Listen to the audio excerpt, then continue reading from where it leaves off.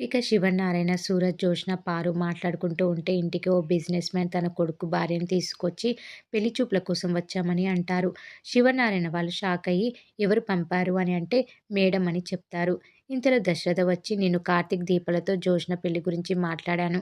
జోష్న నా తోడబుట్టువు లాంటిది. తన పెళ్లి బాధ్యత మాది అని చెప్పింది. అందుకే వాళ్ళు మేడం పంపారు అని చెప్తున్నారు అని దశరథ అనుకుంటాడు. డాడీ ఏంటి ఇది అని జోష్న అంటే సైలెంట్‌గా ఉండు అని దశరథ అంటాడు. సుమిత్రను పిలిచి విషయం చెప్తాడు. ఇక పెళ్ళికొడుకు అందరితో చలాకీగా మాట్లాడుతూ ఉంటాడు. విషయం నాకెందుకు చెప్పలేదు అని జోష్న అంటే నాకే తెలియదు కదా అని సుమిత్ర అంటూ ఉంటుంది. ఇక మరోవైపు కార్తీక్ హడావిడిగా శ్రీధర్ కంట పడకుండా బయటకు వస్తాడు. దీపని కూడా పిలుస్తాడు. ఏంటి బావ ఇది హడావిడిగా పారిపోతున్నట్లు ఉంది అని దీప అడిగితే ఆయన ఓ పెద్ద ఇన్వెస్టిగేషన్ ఆఫీసర్‌లా తయారయ్యారు. ఏం విన్నాడో ఏం అర్థం చేసుకున్నాడో తెలియదు.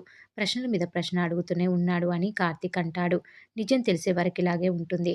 మామయ్యకి మన మీద అనుమానం వచ్చేసింది అని దీప అంటే అయితే వెంటనే జోష్నకి పెళ్లి చేసేసి నిజం అందరికీ చెప్పేయాలి అని కార్తీక్ అంటాడు.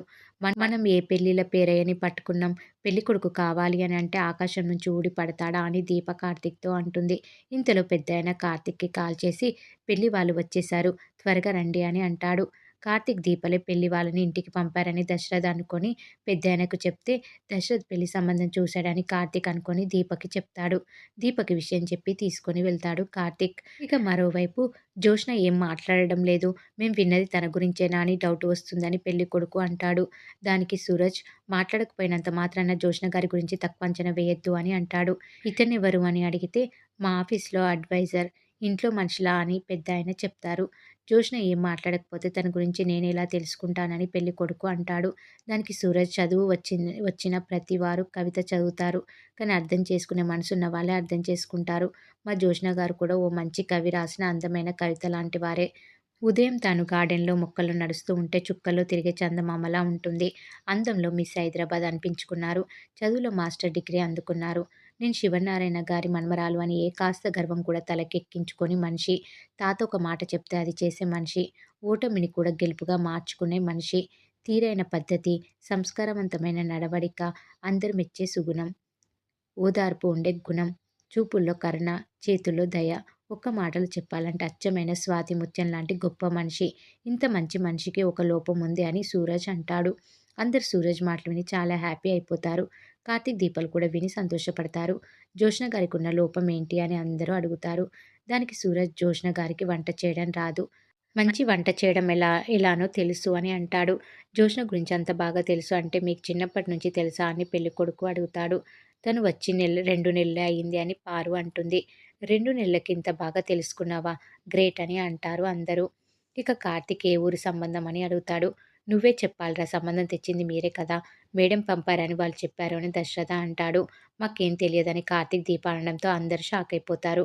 మేడం అంటే సీఈఓ దీప కాదా అని దశరథ దశరథ పెళ్లి వాళ్ళని అడిగితే కాదు. డీఎం రెస్టారెంట్ ఎండీ మాలిని గారు అని పెళ్లి వాళ్ళు చెప్తారు. దాంతో అందరూ ఒక్కసారిగా షాక్ అయిపోతారు. ఇంతలో మాలిని వచ్చి నేనే పంపాను అని అంటుంది. దక్షిణమూర్తి కూడా వస్తారు.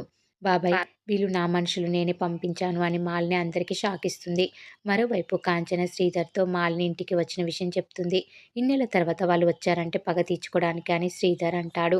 ఇక శివనారాయణ పెళ్లి వాళ్ళని వెళ్ళిపోమని చెప్తాడు.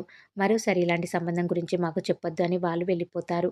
ఇక మాలిని, దక్షిణమూర్తి కూర్చొని ఇదే పరాయి ఇల్లు కాదు మన వాళ్ళదే. మనమే చనువు తీసుకోవచ్చు అని కూర్చుంటారు. తర్వాత శివనారాయణతో అంత మర్యాద అవసరం లేదు కూర్చోండి అని అంటుంది. లేచి మర్యాదగా ఇక్కడి నుంచి వెళ్ళిపోతారా లేదా అని దశరథ అంటాడు. అంత కోపం వస్తుందా అని మాలిని అంటే నాకు వస్తున్న కోపానికి మీరు కూర్చున్న సోఫాని తగలబెట్టేయాలని ఉంది. కానీ శత్రువైన ఇంటికొస్తే ప్రేమ చూపించమని మా నాన్న చెప్పాడు అని దశరథ అంటాడు. దానికి మాలిని అలాంటి ప్రేమ నా మీద చూపించొచ్చు కదా అన్నయ్య అని అంటే నువ్వు శత్రువు కాదు. నా చావువి అని దశరథ అరుస్తాడు. మీరు మా ఇంటికెందుకొచ్చారు? నా కూతురికి సంబంధం చూసే చనువు మీకెవరిచ్చారు అని సుమిత్ర అడుగుతుంది. దానికి మాలిని నువ్వు నా ఆడపడుచువి. నీ కూతురు నా మేనకోడలు. ఈ చనువు చాలు అని అంటుంది. మీతో మాకేం సంబంధం లేదు అని సుమిత్ర అంటే మేం బంధం కలుపుకోవాలని అనుకుంటున్నామని మాలిని అంటుంది. ఎవరి కోసమని దశరథ అంటే మేనకోడలి కోసమని మాలిని అంటుంది. అది నా కూతురు. మీకు సంబంధం లేదు అని దశరథ అంటే సంబంధం ఉంది అని మాలిని అంటుంది. సంబంధం లేదు అని దశరథ అరుస్తాడు. నా కూతురి గురించి ఆలోచించాల్సిన అవసరం నీకు లేదు. దానికి పెళ్లి ఎలా చేయాలో నాకు తెలుసు అని దశరథ అంటాడు. ఏ బాధ్యత లేని తండ్రివి అన్నయ్య నువ్వు. ఇది నిజంగా నీ కూతురేనా? ఎవరైనా ఇస్తే పెంచుకుంటున్నావా? అని మాలిని దశరథతో అంటుంది. అందరూ ఒక్కసారిగా షాక్ అయిపోతారు. మాలిని అని సుమిత్ర అరుస్తుంది. నీకు అదే అడుగుతున్నా. జోష్న నీ కూతురేనా? నువ్వు నవమాసాలు మోసి కన్నావా? మీరు నిజంగా దాన్ని కన్నవాళ్ళైతే దాని జీవితం నాశనం చేసేవాళ్ళు కాదు. నేను నిజంగా మాట్లాడితే పోయేది నీ పరువే అన్నయ్య అని మాలిని అంటుంది.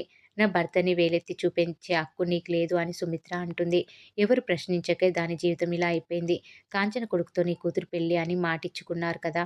దారిన పోయిన అనాథని కాంచన కొడుకు పెళ్లి చేసుకుంటే అడిగే దమ్ము లేకుండా ఉండిపోయారని మాలిని అంటుంది. నా భార్య గురించి మాట్లాడొద్దు అని కార్తీక్ అంటే ఎవర్రా అది? దాని తల్లి ఎవరు? తండ్రి ఎవరు? అని మాలిని అడుగుతుంది. నేనే దీప తండ్రిని, తల్లిని. నా పేరే దీప ఇంటి పేరు అని కార్తీక్ చెప్తాడు. బాగా చెప్పావురా! నీ భార్య గురించి.